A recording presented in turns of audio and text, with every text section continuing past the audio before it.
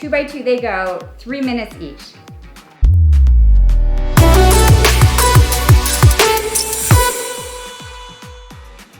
Hey guys, I'm Kelly Wenner. Thanks for checking out this video. Be sure to like and subscribe and check out my website as well. I've got all sorts of online at-home workouts that fit any fitness level, will help you get to your goals. But today's video is a recipe that I'm very excited to share with you. I honestly eat this just about every single day. My husband likes it, my girls like it, to make it super tasty. So today, I've got these chocolate gelatin cakes. Sounds totally odd, and this has actually been like years in the making of this recipe. I've toyed around with it in all sorts of different ways. And this is where I've kind of come. This is the recipe that this is my go-to recipe now. So the way I start is I just get out all my ingredients, and it's not a ton. Most of the stuff, honestly, I order on Amazon, such as this gelatin. So gelatin is super great for joint and tendon, bone, skin care. And gelatin's been shown. I'm really interested in what I can do nutritionally to help with my tendons and repair. One thing I've found, I've kind of stumbled across, is the benefits of gelatin. You definitely need a good, high quality gelatin. This is one I really recommend. What I'll do is I'll start out with 4 tablespoons. So for this recipe, I'm making 4. I always make at least 4 at a time. Honestly, I've got 4 of these little baking dishes, so it works out quite perfectly. And I just like how it works for my ingredients, because 4 of these little cakes will take 1 whole avocado. So basically a 1/4 avocado per serving. So I like to start with avocado as a base. I've tried canned pumpkin before, which is also pretty good, but trying to make it a little bit more keto friendly and healthy, high fat, getting a little bit of extra avocado into my diet, I've tried swapping this out with avocado, and I honestly think it works a little bit better. I think the fat keeps it creamier. Little avocado mess here. Maybe I should have had that prepped ahead of time.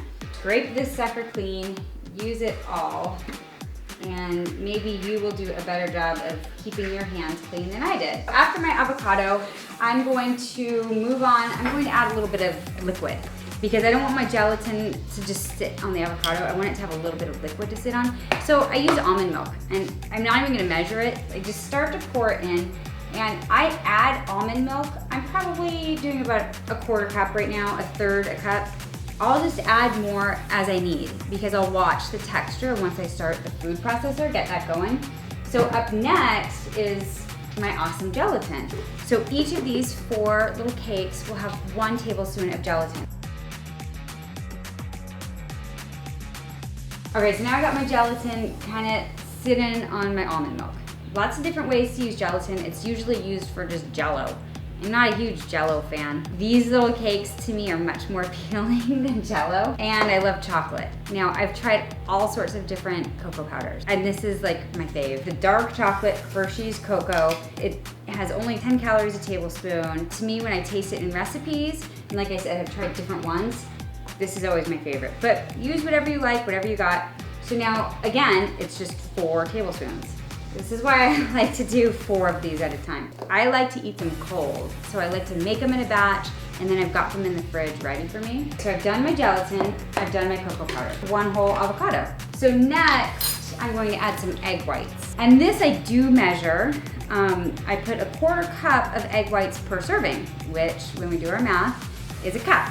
Now I could try a whole egg. I've tried a couple different things in place of the egg white here. I've tried coconut milk to make it a little bit more keto. I mean, this is definitely a whole foods keto, but it's it is definitely higher in protein. The coconut milk didn't settle though. The egg white gives it like this firm texture at the end. So I kind of like the egg whites. So I got my egg whites. Next, vanilla. I'm not even gonna measure it. I just like to add a little bit of vanilla extract, because I don't know, every dessert seems better with vanilla extract, I think. And then I am addicted to this stuff. Here's something else I get on Amazon in bulk, the Sweet Leaf Sweet Drops. So I usually get vanilla cream, and I don't know, I go to town. Use what you want. I really recommend for sweetening stevia. So that's pretty much all I use in my recipes. I could use the powdered stevia, and sometimes I do.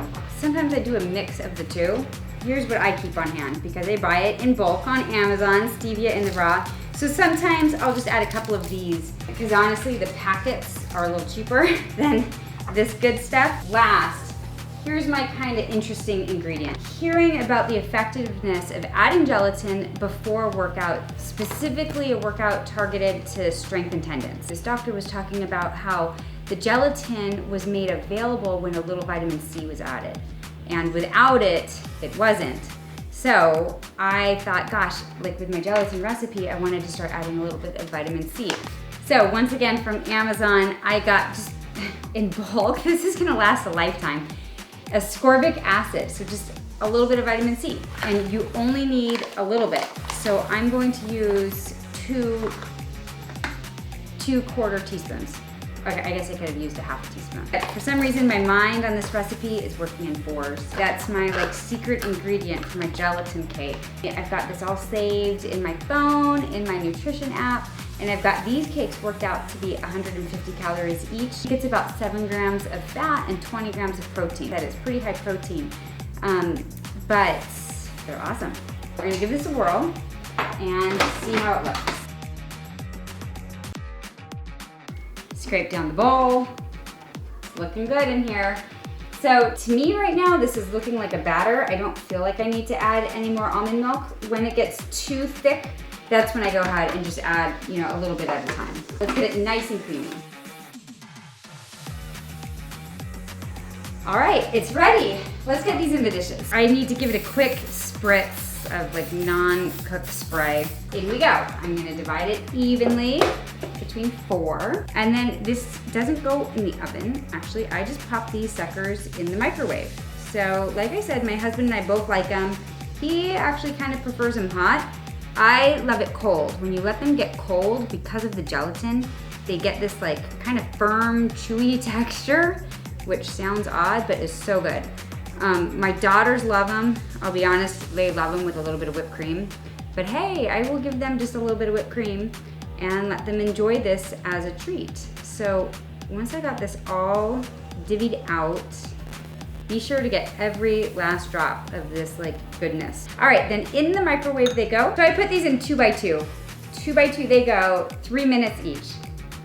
My first 2 cakes are out of the microwave. When I pull them out, I want them to look like slightly gooey still on the inside because then they're gonna sit and they will harden as they sit. So I let them sit on the countertop until they're done steaming, and then I cover them with saran wrap and put them in the fridge. If you cover them up right away, all the steam will begin to like form on the inside of your saran wrap and it'll form a lot of water, which isn't so hot. So let them cool down and then try them warm, but you could try them warm, you could try them the way I like them, cold, or maybe even try them the way my daughters like them with a little whipped cream.